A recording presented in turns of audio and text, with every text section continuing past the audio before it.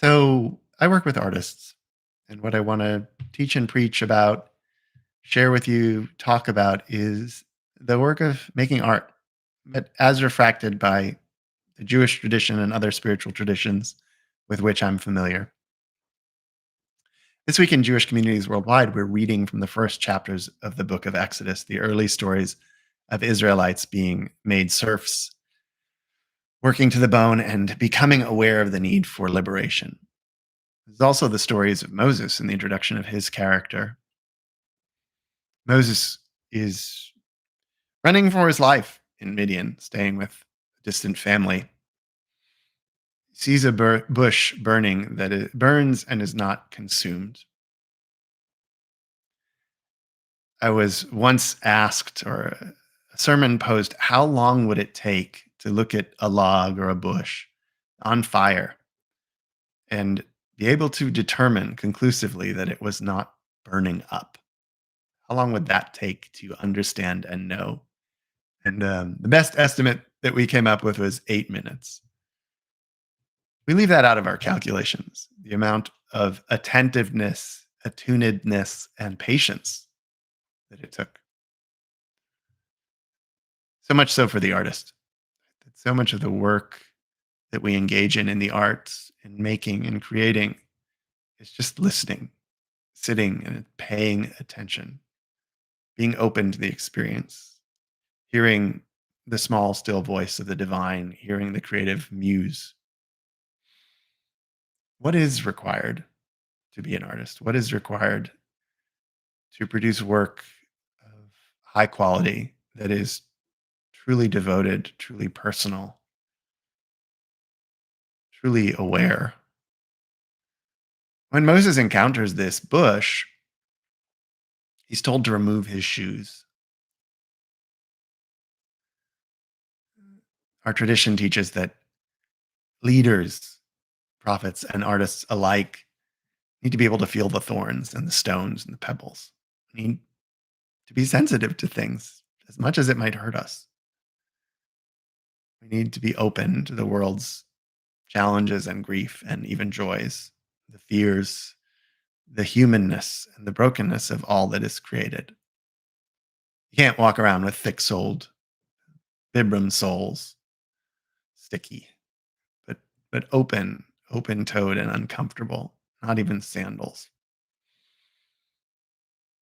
And likewise, later in this week's Torah reading and the readings of the Hebrew Bible that Jewish communities are reading, God responds to the prayers of the Israelites. And one of our sages from the medieval period says that the verbs used mean that God paid heed with God's heart, did not ignore. That, quote, anyone who does not recognize the person who walks in front of him is considered as though not seeing him, even if you know the person well. If you recognize him but do not love him, it's also as if you do not see. Open heartedness and open handedness. Openness in general is also required to make art, right? To be present to what the world needs, what your neighbor needs, what the audience needs, not to make the art for them, but to give gift to them and to understand their pain as your own. Artists are blessed and cursed with that kind of sensitivity, and we bear it in a prophetic way. That's important. So, what are the actions and frames of mind that are required to be safely creative? It's not easy. I want to share a couple of Hebrew words from the Hebrew Bible readings of the week that might give us some insight or at least some direction to go in. So, Pharaoh, the king of Egypt, works the Israelites beferach, which translates roughly to ruthlessly or in distress, and calls them nirpim, that they are shirkers.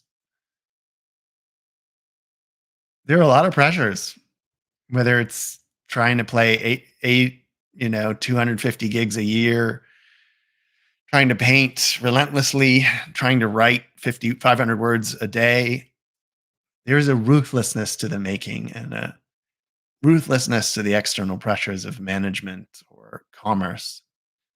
And there's also a time to be a shirker, a nirpim, take the time off to cultivate, to pause, to be present, to be slow, to go fast by going slow, to take our time, to take pauses, to take respite, to take Sabbath, however you define it in your own personal practice or spiritual life. Is not for me to decide for you, but it's okay to take a break. It's okay to not do it all at once, not to be so ruthless at every moment, ruthless with yourself, ruthless with the world, to allow the ruthlessness of the world to oppress you, but sometimes to be a hermit, to retreat from it. Another thing I've been thinking of in a conversation with an artist is the head and the heart, right? That we can be too much in our head, people say. Sometimes that just means we're anxious. Sometimes that just isn't really being over analytical as much as just being sensitive, being wordy, thinking it through. That's okay too. So when Pharaoh decides to ruthlessly oppress and begin the process of genocide against the Israelites living among him, the phrase in Hebrew is hava nitrachma. Maybe it's translated as let us be wise, let us make wise. So the classic dictionary, the Brown Driver Briggs dictionary of biblical Hebrew says that this word chacham doesn't just mean wisdom, but it means restraint, judgment, governance, making firm, sound, shrewdness, crafty, cunning, administrative, prudent, skilled in war, right? We need to have the theoretical and the logical framework to our work. We need to think it through carefully. And hava, that let us, is also means to be prepared, to do it in a particular manner, to get ready for it. I mean, that's what we deny, right? That as if art is only inspiration. I feel like talent and inclination and inspiration are maybe 10%, but 90% is work, hard work, much harder than people give artists credit. And maybe another 10% is luck, right? In terms of success, reaching the audience, coming up with the idea that is really yours, finding. But the digging, the repetition, the practice, those are for everyone. You do have to be chacham, wise, sage, prudent, shrewd, crafty, restrained. Get yourself ready. The work is always there. Another Hebrew word that comes up in this week's Parashat and this week's Hebrew Torah reading is tafriyu, which Pharaoh says to Moses, you're distracting the people from their work, right? Your prophecy is distracting. But again, to go with that idea of nirpim, of being a shirker, sometimes, yeah, we need distraction. You can't just go through the process. Sometimes you have to go walk the dog or exercise or paint if you're a writer or watch a football game or do something foolish or dangerous or fun or purely play. You need to be unbound, to quote the dictionary on this word, tough for you, to be uncovered, let loose, to lack restraint, right? If wisdom and logic are a kind of restraint, you need to at times lack restraint. And I guess what I'm preaching to you, teaching, sharing the idea of paradox. For an artist is always, and in some ways, every human has to exist at the crossroads of being ruthless, of being a shirker, of being wise, of being tough for you, of being distracted. We can't be only one thing or the art never comes out. You have to pull and push and stretch and find the middle place through which it flows. This world is too much one of easy answers. I get it. And that's not what I think we need. That is not what we need. We need some amount of moral imagination, some potential to be bigger than ourselves, some capacity to stretch, to be bounded and unbounded at the same time, to be all of the things that Ecclesiastes says to us that there are a time to live and a time to die, but to live amid all of that distraction and focus. And so the last metaphor I want to leave you with is the metaphor of the shepherd, one of the greatest and often most misunderstood in modern times metaphors in Hebrew Bible. There's an idea of a dead metaphor in writing and Bible. But there are metaphors that still exist, but we don't understand because we don't have the thing anymore, right? The whole nine yards was a reference to a gunnery equipment, the belt for gunnery in, I think, World War II, we lose what the metaphor referred to. And you don't know many prophets, so we lose what it meant to be a shepherd. But it was a kind of caring, an attentiveness, knowing each sheep by person, by identity. Not They were not objects to a prophet. And our sages notice, the rabbis of later years notice that most of the prophets in Hebrew Bible were shepherds. Some of the work was they were picked. David, Moses, Rachel, they were all shepherds.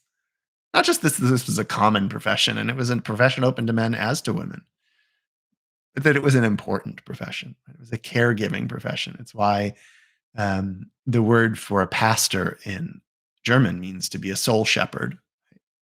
It's why the rabbis of the 17th and 18th century revival movements called themselves faithful shepherds.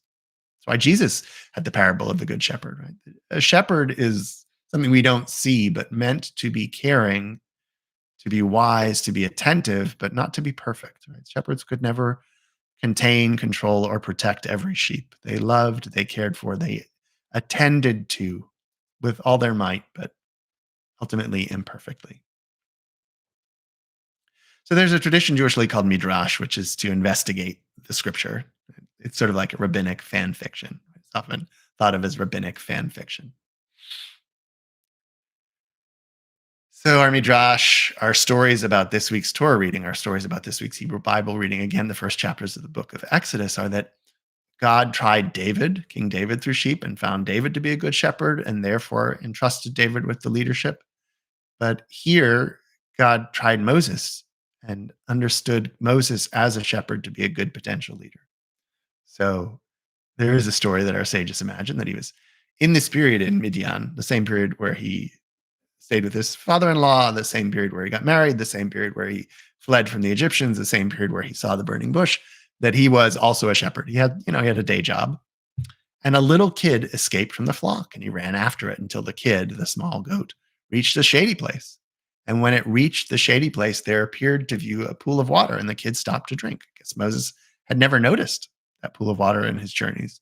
Moses approached it, I think this means the kid, and said, I didn't know you ran away because you were thirsty. You must be weary. So he placed the kid on his shoulder and walked away, carrying him the rest of the day is the image. That's what the artist does. That's what the prophet does. That's what the person of faith does, to carry the burdens of the world, right? To transmute and transform them into art and creativity and productivity and something that speaks to others, but ultimately to be a bearer of the burden and to carry us within their heart. That this sensitivity that's required, noticing that working at times ruthlessly and at times as a shirker, at times being wise and at times being distracted, they're all part of the work. They're all part of shepherding art into existence, shepherding that small kid, that goat, that emblem, that inspiration into existence by being tender. All of this is about tenderness and the ability to hold diversity and multiplicity and to be a moral imaginer and to have the imagination of a world that can be creative and not destructive. As we enter into 2024 and the potential for a lot of world conflict and political fraying, I invite you as people, as artists, as persons of faith and spirit to try to hold it all, to try to not find a simple answer, but to dig deep, to be attentive and attuned, to have the moral imagination and compassion, to find a new answer, to find a new inspiration. It's not easy.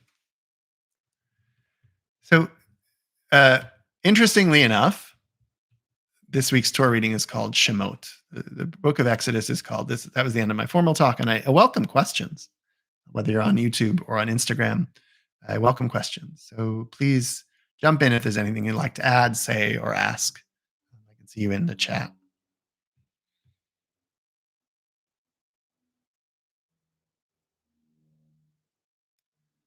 Da, da, da, da, da, da, da, da. Da da da da da da da da. Da da da da da da da. Da da da da da. Ya da da da da da da da. Ya da da da da da da da. Da da da da da da da. Da da da da. So I was about to say that the book of Exodus is known in Hebrew as Shemot, which is names. The Hebrew books are known by one of the first words in the book, and the book of Exodus starts with the names of all the Jacob's and Joseph's descendants that had settled in Israel, in Egypt, and later became inserfed to the Pharaoh. So I wanted to end with a poem. This comes from the pre-state Israelite poet Zelda. It's called Everyone Has a Name. And it uses masculine language in the Hebrew, but that's because Hebrew is a gendered language specifically. I might switch back and forth between he and him and she and her, they and them. If it's not awkward, we'll see how it goes. Everyone has a name given to him by God and given to him by his parents. Everyone has a name given to her by her stature and the way she smiles, and given to her by her clothing. Everyone has a name given to them by the mountains and given to them by their walls. Everyone has a name given to her by the stars and given to her by her neighbors. Everyone has a name given to them by their sins and given to them by their longing. Everyone has a name given to him by his enemies and given to him by his love. Everyone has a name given to him by his feasts and given to him by his work. Everyone has a name given to her by the seasons and given to her by her blindness. Everyone has a name given to them by the sea and given to them by their death. Find your name this week. Have a wonderful weekend, a good Sabbath. Stay healthy, stay safe, stay faithful, stay creative.